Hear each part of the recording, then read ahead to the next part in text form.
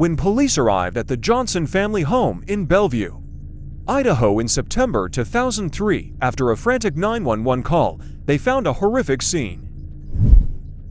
Diane Johnson had been shot in the head. While she lay sleeping in the master bedroom, her husband, Alan Johnson, was shot twice in the chest as he came out of the shower. Both now lay dead, with the only survivor in the house being their 16-year-old daughter. Police took a distraught Sarah Johnson to the police station for an interview to try and discover what had happened inside the house. Sarah told them she was asleep in her bedroom. When she heard gunshots, she ran to her parents' room and found them shot and bleeding. Terrified, she had run out of the house and to her neighbor's home to call emergency services. When police arrived, they found the devastating aftermath of a brutal and cold-blooded double murder and began processing the family home that had now become a crime scene. In a waste bin outside, they found a discarded pink bathrobe and a latex glove. Further searches unearthed a single leather glove, all of which were sent for forensic analysis. At the end of Alan and Diane's bed, placed at the foot of Diane's body, were two large knives, items that police felt had been left there by the killer to stage the murder scene.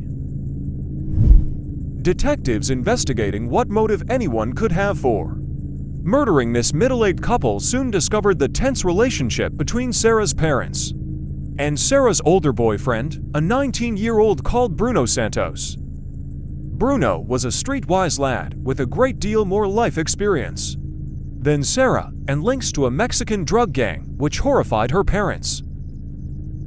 There was ongoing conflict at the family home between Sarah and her parents, centered on her relationship with Santos.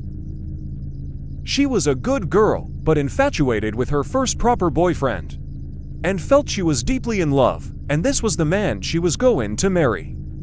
She was rebellious when it came to him, and furious that her parents were standing in the way of true love and forbidding her to see him, grounding her to prevent her from going out and meeting him. Alan Johnson had visited Bruno Santos and warned him away from his daughter with a threat to report him for statutory rape, which would most likely result in Santos being deported back to Mexico. Police looked at Bruno Santos closely as a potential suspect in this crime, but he was able to provide a solid alibi for the time of the murders, proving he was not at the house that night, nor did he have any knowledge of the Johnsons' murder. The shotgun used in the shooting belonged to tenants who were staying in the guest house attached to the Johnsons' home. They were away at the time of the shooting, but it was confirmed the gun had been located inside the guest house before they left. With the owners of the shotgun and the angry daughter's boyfriend no longer suspects, police turned their attention back to the daughter herself. When the forensic analysis results came back from the lab, they prompted questions for Sarah to answer. The pink bathrobe found outside the house contained specks of blood on the back, suggesting it may have been worn inside out at the time of the murders. Bullets and more latex gloves were found in the pockets of the gown, and gunshot residue on the single leather glove with the matching glove found in Sarah's bedroom. Furthermore, DNA evidence matching Sarah Johnson was found on the bathrobe and the latex glove. The more the science started to build a picture of what had happened inside that house, the more police questioned Sarah's version of events. Sarah continued to protest her innocence throughout all interviews, but she was charged with the first-degree murder of her parents. In March 2005, Sarah Johnson faced her murder trial with her defense team, arguing she was an innocent victim in these murders and an intruder was to blame for her parents' deaths. Her boyfriend Bruno Santos testified in the trial to confirm his own innocence, but it was not entirely favorable to Sarah. After 5 weeks of testimony and evidence, Sarah Johnson was found guilty of the murder of both her parents and given a life sentence in prison.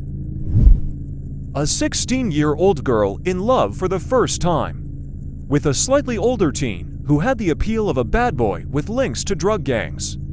With her parents' strong reaction to her boyfriend and their threats to report him, Sarah was angry and defiant. To her, her parents were wrong and getting in the way of her life and who she wanted to be with. They had grounded her that weekend and taken her car keys from her. To this girl, if she got rid of her parents, if they were not there, she would be free to be with her boyfriend without being stopped. Or at least that was the theory of the police. It is an extreme plan which is not logical. But for a teenage girl madly in love, it's quite possible the consequences of such actions were not thought through. She told police there was an intruder, but there was no forced entry into the home. There was forensic evidence contradicting her story of what happened that morning, and evidence connecting her to the crime scene, including gloves police believe she wore during the crime. Furthermore, the murder weapon was locked inside the family's guest house, a guest house Sarah had the keys to.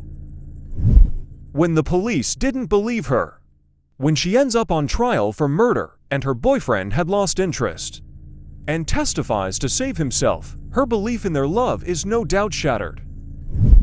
Sarah Johnson has always said she did not kill her parents, maintaining her statement that there was an intruder in their home on that night. In 2014, an appeal against her sentence was denied, as was a motion for a new trial. The Idaho Innocence Project, acting on behalf of Sarah Johnson, claimed that she did not receive competent counsel, and that new DNA techniques, if carried out on the evidence at the crime scene, could prove her innocence. The Idaho Supreme Court, in rejecting the motions, said no convincing evidence had been presented that Sarah was not counseled adequately. Furthermore, they said the identification of previously unidentified fingerprints on the murder weapon doesn't entitle Johnson to a new trial. Further appeals in 2017 were also rejected. Sarah Johnson is today serving her sentence at Pocatello Women's Correctional Center in Idaho with no new trial on the horizon for her. She is facing spending the rest of her life behind bars, convicted of one of the most heinous crimes imaginable: the murder of the two people who brought her into his world, her parents.